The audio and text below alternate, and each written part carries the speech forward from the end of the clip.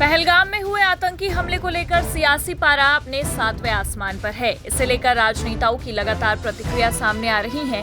वहीं इसी बीच गाजीपुर से समाजवादी पार्टी सांसद अफजाल अंसारी ने पहलगाम में हुए आतंकवादी हमले के बाद देश में कई स्थानों पर मुसलमानों और कश्मीरी छात्रों को निशाना बनाए जाने की निंदा करते हुए आरोप लगाया कि नफरत फैला रहे सरकार समर्थित लोगों और आतंकवादियों की मानसिकता एक जैसी है। जाति जनगणना के मुद्दे पर बोलते हुए उत्तर प्रदेश के उप मुख्यमंत्री केशव प्रसाद मौर्य ने कहा, अगर गांव की भाषा में कहूं तो विपक्ष चौंधिया गया है।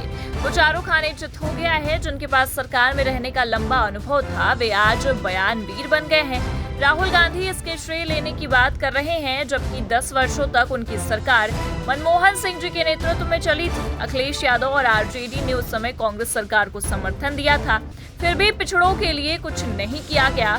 अगर किसी ने वास्तव में पिछड़ों की भलाई के लिए काम किया है तो वो हमारे प्रधानमंत्री नरेंद्र मोदी हैं। अंतर्राष्ट्रीय मजदूर दिवस, लोगों की प्रतिक्रिया सामने आ रही है और लोग मजदूरों को बधाइयां भी दे रहे हैं। इसी बीच बसपा सुप्रीमो मायावती ने अंतर्राष्ट्रीय मजदूर दिवस के मौके पर देश भर के श्रमिकों को और मजदूरों को बधाइयां दी हैं। उन्होंने कहा कि आज के दौर में जब सरकारों का ध्यान भी व्यापार और मुनाफे की तरफ ज्यादा है, तब श्रमिकों के महत्व को लगातार कम करके आंका जा रहा है। लेकिन इसी बीच श्रमिक वर्ग का शोषण हर स्तर पर जारी है, जिससे मजदूर दिवस की आवश्यकता और भी बढ़ गई है। उत्तर प्रदेश सरकार ने आजाद अधिकारी सेना के राष्ट्रीय अध्यक्ष अमिताभ ठाकुर द्वारा सीओ संभल चौधरी के खिलाफ लगाए गए आरोपों की पुनः जांच के आदेश दिए हैं। आपको बता दें कि ठाकुर ने चौधरी पर सेवा नियमावलियों के उल्लंघन, बिना आधिकारिकता के बयानबाजी करने और पुलिसिंग में सांप्रदायिक रंग देने का आरोप लगाया था। इससे पहले एएसपी संभल की जांच में इन आरोपों के संबंध में कोई पुष्टिकारक साक्ष्य नहीं मिले थे। राजधानी लखनऊ में उपराष्ट्रपति जगदीप धनखड़ एक दिवसीय दौरे पर पहुंचे। यहां उन्होंने यूपी की राज्यपाल आनंदीबेन पटेल के जीवन पर आधारित पुस्तक चुनौतियां मुझे पसंद है के विमोचन कार्यक्रम में भाग लिया। कार्यक्रम जानकीपुरम स्थित एकेटीयू में आयोजित हुआ। वहीं इस दौरान सीएम योगी आदित्यनाथ ने कहा कि यूपी में महाकुंभ के बाद पहला सार्वजनिक कार्यक्रम है जिसमें उपराष्ट्रपति का आगमन हुआ है। चुनौतियां मुझे पसंद है पुस्तक राज्यपाल के जीवन पर आधारित महत्वपूर्ण कृति है। जीवन के हर पहलू को 14 अध्याय में संजोया गया है। जैसे समुद्र मंथन से 14 रत्न निकले थे, वैसा ही है।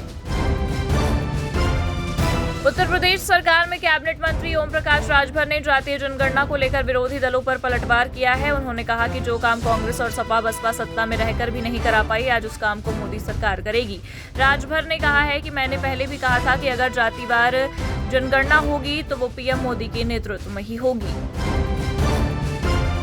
जातीय जनगणना के फैसले को लेकर नेताओं की तरह तरह की प्रतिक्रिया सामने आ रही है। वहीं इसी बीच समाजवादी पार्टी के नेता और पूर्व प्रत्याशी पूजा शुक्ला की तरफ से जातिगत जनगणना को लेकर 2 पोस्टर लगाए गए हैं जो चर्चा का विषय बन गए हैं। सपा नेता पूजा शुक्ला की तरफ से लगाए गए एक पोस्टर में लिखा गया है कि झुकती है दुनिया, झुकाने वाला चाहिए। इसके साथ ही दूसरे पोस्टर में लिखा गया है कि पीटीए की एकता, पीटीए की जीत, जिसकी जितनी संख्या भारी उसकी उतनी हिस्सेदारी। इस पोस्टर में सपा चीफ अखिलेश यादव का भी फोटो है। ऑल इंडिया मुस्लिम जमात के राष्ट्रीय अध्यक्ष मौलाना शहाबुद्दीन रजवी बरेलवी ने उलमा काउंसिल पाकिस्तान पर जोरदार हमला बोला। मौलाना ने कहा कि भारत का मुसलमान यहाँ के तमाम धार्मिक लोगों के साथ मिलजुल कर रहता है। उलमा काउंसिल पाकिस्तान की गीदड़ भभकी से भारत का मुसलमान प्रभावित होने वाला नहीं है। कश्मीर भारत का अटूट हिस्सा है। कुछ वर्षों में वहाँ आतंकवादी गतिविधियां बहुत कम हुई हैं।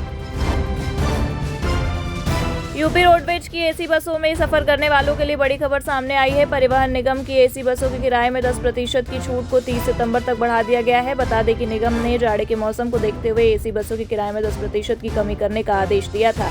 इस आदेश को महाकुंभ तक बढ़ाया गया। किराए कम होने की सुविधा 21 मार्च को समाप्त हो गई तो निगम ने उसे 22 मार्च से बढ़ाकर 30 अप्रैल तक कर दिया था।